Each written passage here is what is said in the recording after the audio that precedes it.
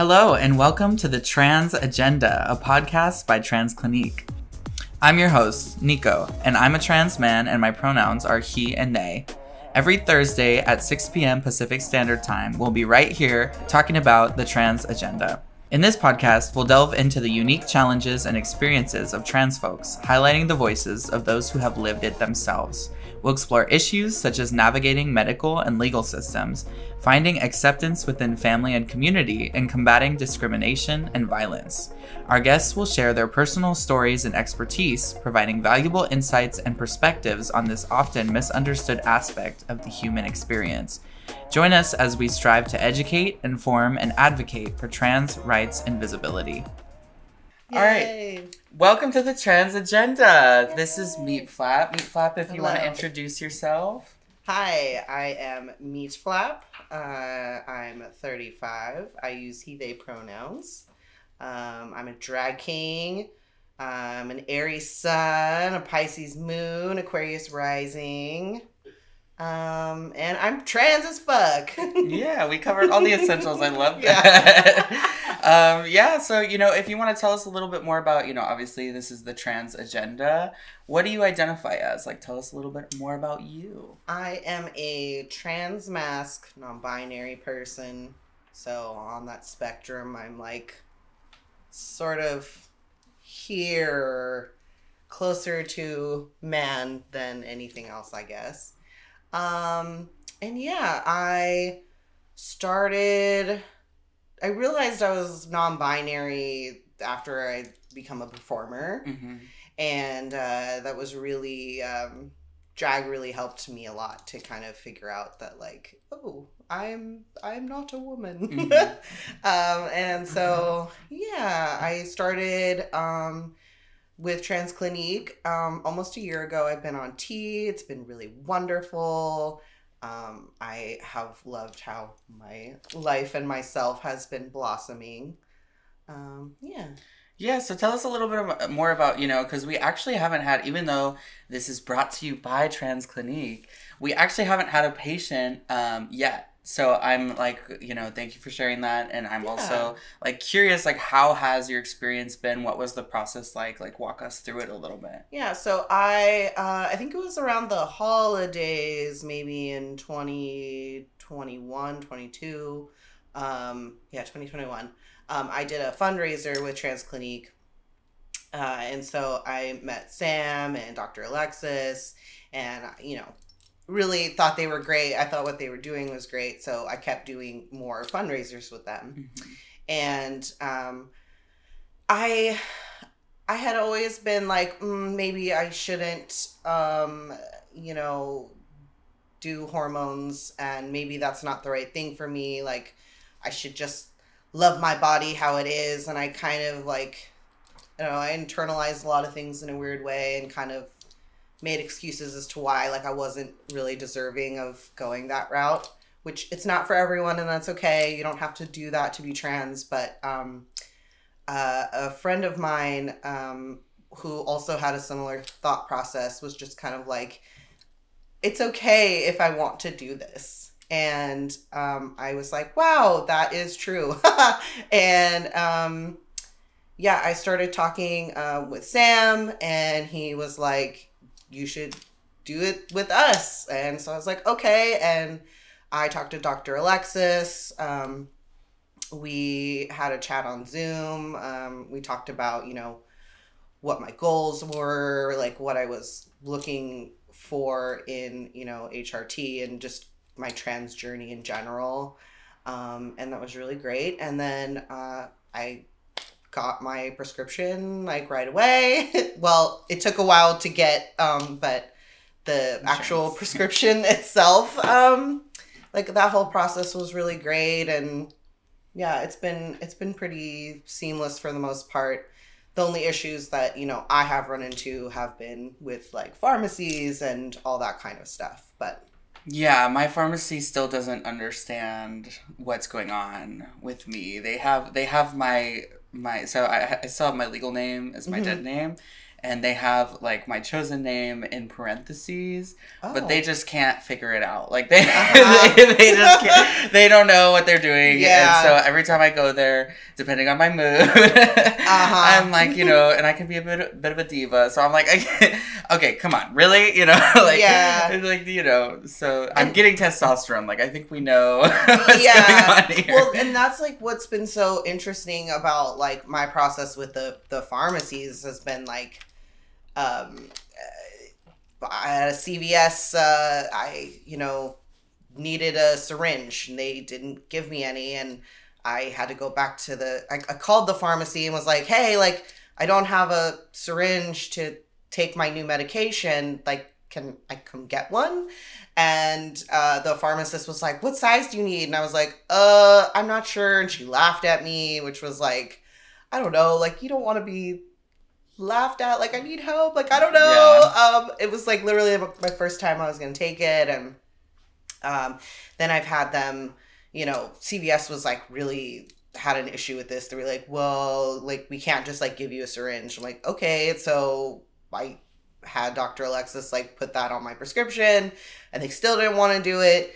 I traded and went to Walgreens, and the pharmacist like wrote a note on my like bag that said, you know, this is a controlled substance, like you can't have this. And I was like, okay, like I'm not gonna come back here anymore either. Yeah.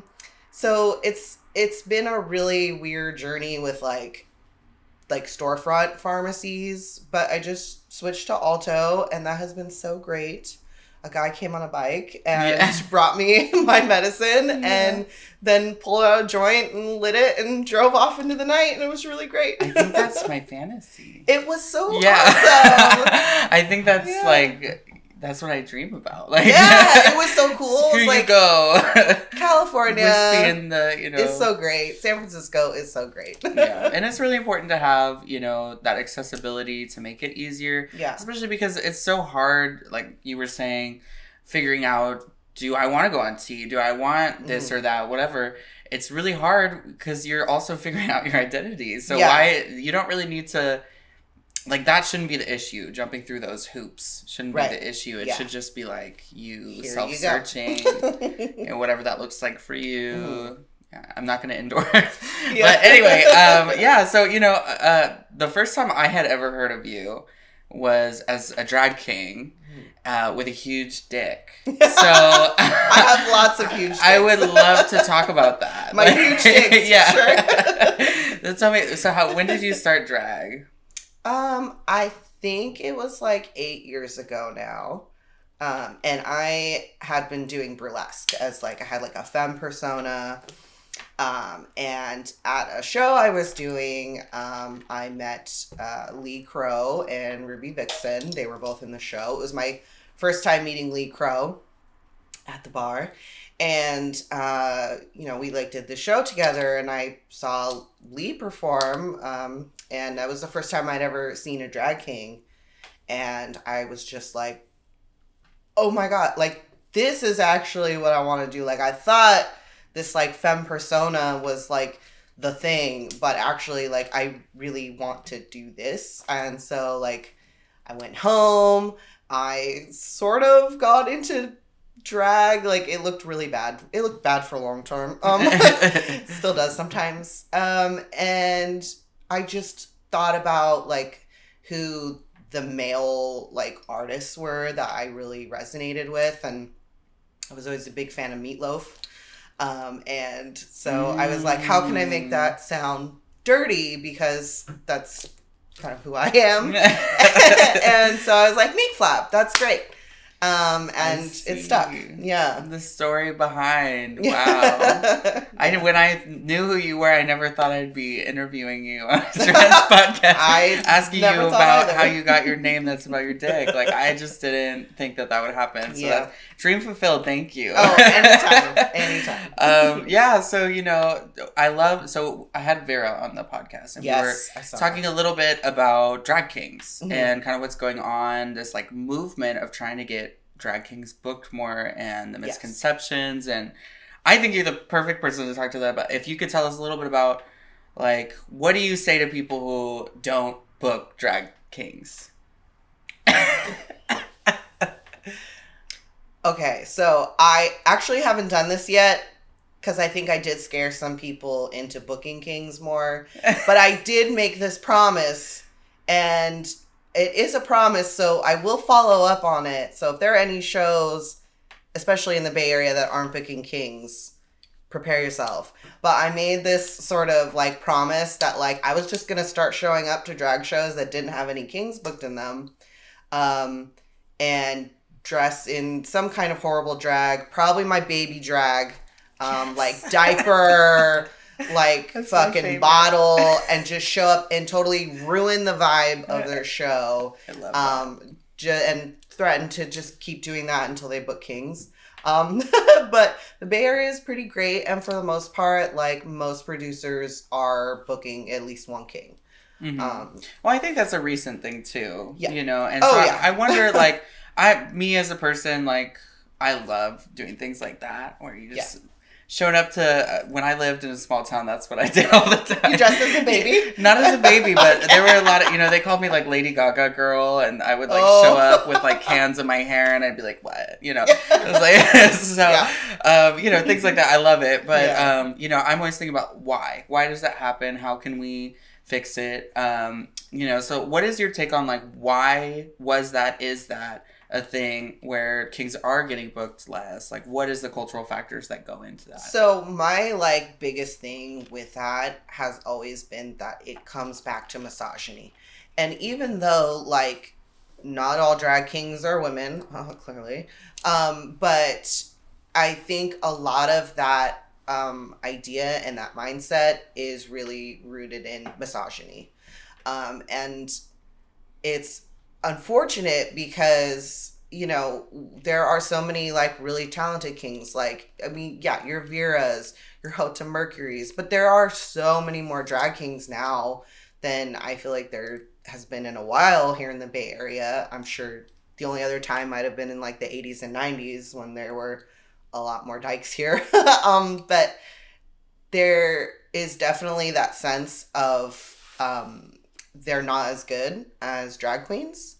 And I think too, it's that thing of like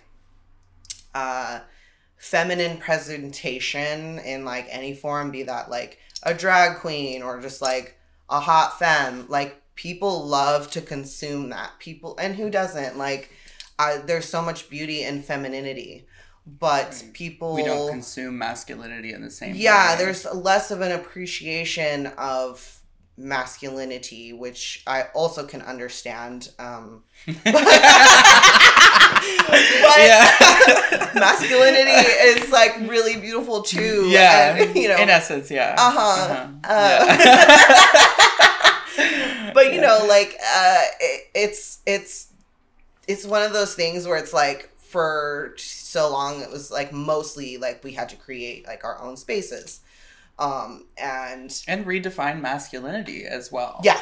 You know, so that's, I think for me watching drag kings, like I came from the lesbian scene. I was like strippers, like that was the content that I was consuming. And so coming more into the drag space now that I'm dating Pearl and everything, like watching that, it's kind of like, oh, I get it. You know what I mean? Yeah. Like, because I was really never a fan of drag. No offense to anyone. But I really wasn't. But now I am because I see what it means and, like, the deeper meaning underneath that. So I wonder for you, like, what is drag to you, you know? Drag is a space and time for me to let some shit out. That's where, like, a lot of my performances tend to like come from, is like usually like some deep seated shit that I'm working on. So for me it tends to be more therapeutic with like a twist of entertainment, which is what it should be, I guess, but I tend to use it as more of like it's usually has to do with something that I'm kind of like dealing with in the moment, like emotionally or something that is just like really big inside of me. So it's my outlet to put my insides out for everyone. I love your baby stuff, by the way. I really do. Like Yeah.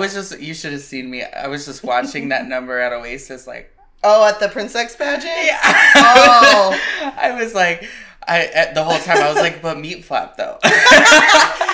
I loved it. That performance, that was a dream drag number that I had had for years. And I never thought I would be able to do that shit anywhere. Mm-hmm. I never thought that I would be able to bring that idea to fruition. And when I got the okay from Tito that like I could do all that I did on there. Maybe we can link. Is there any video? Maybe we can link it. I think it's probably on Oasis TV still. Okay, yeah. I don't know. But there in the number, I am like this big, scary, trans-colored wearing monster. And I kill a bunch of babies on stage with these big, giant foam heads. And then at the end of the number, I sprayed the audience with this penis. It was a power washer that I sculpted a penis around, and then I sprayed the standing audience with it. And it was to a Guar song. Guar is another like big inspiration of mine. They're filthy and really like push a lot of buttons on some things, but I love that. Yeah, that number was like, I had an abortion when I was in high school, and there's always that kind of like right-wing evangelical Christian like notion that like that's wrong and you're a monster if you do that. So I really wanted to like take up space and be a monster and kill babies. And I did it. And that's so much deeper now that you've explained. Like, thank you for sharing. Yeah. And you can tell when there's a number that just really has something behind it. Yeah.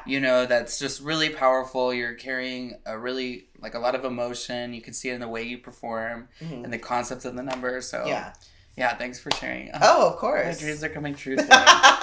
And so I did want to ask you, so we talk a lot about like business on this podcast, and how trans people make money, because it's important. So I know that you kind of, I don't know if you want to share kind of like what you do and how that's been doing drag with money, but also what you do otherwise.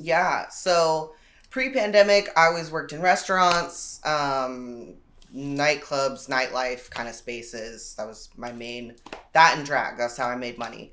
And then, once things reopened again, I was like, well, I'm not going back to a restaurant. Like, I refuse. I'm not doing that. That part of my life, closing that chapter.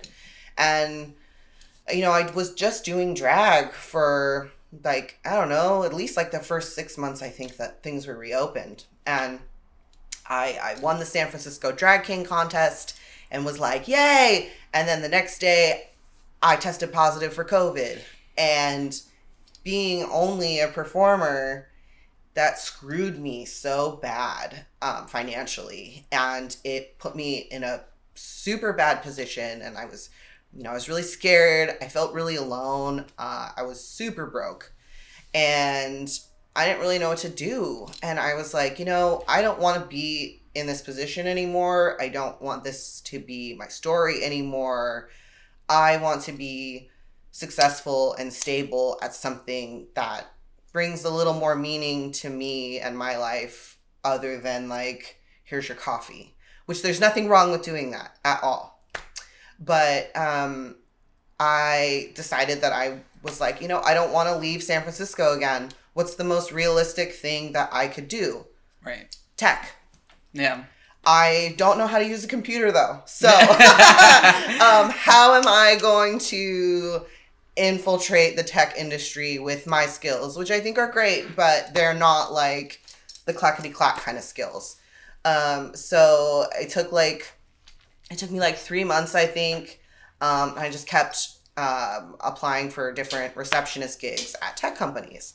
I had a friend who was also a receptionist at a tech company and kind of gave me some pointers on like, here's how you do your resume, like, here's some kind of things. I have other friends that work in tech. I put them on my resume too. And Then I ended up getting a job at the company that I'm with now, which is an AI tech company. Ooh. And yes. And yeah, the office, it was like a new office space for the company. They had opened in a bigger space and they hired me as a receptionist. And at that point with COVID, like nobody was really coming into the office much. So it was nice to kind of like gradually like prepare myself for like, you know, a larger volume of people in the office. And they were still like building stuff. Like I put together a lot of furniture and shelves and like I was real butch. All my butch skills came in very handy at that point in time. And then after a couple months, I became instead of a contracted employee, I became a full-time employee. I became an office coordinator. And then I just got promoted again. Ooh. And I am the workplace operations manager. So basically my job is going to start, we have several offices around the country and one just opened in Mexico. So now my job basically is to like, going to be to manage all of those different offices. Mm-hmm. Well, that's amazing, you know, because trans people, and I was just talking to Gabby the other day on the podcast about this, is trans people, we need to be everywhere. Yes. You know, and so even though I don't disagree with that sentiment. Though, the tech industry, I'm infiltrating you. I am always trying to hire more, yes, queer, but trans employees. And, you know, in my role at my current job, like I show up to work literally like this all the time. Like I pretty much wear a trans flag to work at all times. I use only they, them pronouns at work. I have them on everything, in my email, on my Slack, everywhere. And I'm always, that's like my number one priority. Everywhere I go in the office, whatever I'm doing with work is like, I am like constantly thinking, how can I make this space more trans friendly? How do I uplift the trans people that are already working there? And also like, how do I get more trans people in here? And one thing that I learned was when we were hiring for a receptionist at my current office, I opened it up on Instagram and said, whoever wants to apply, like come apply.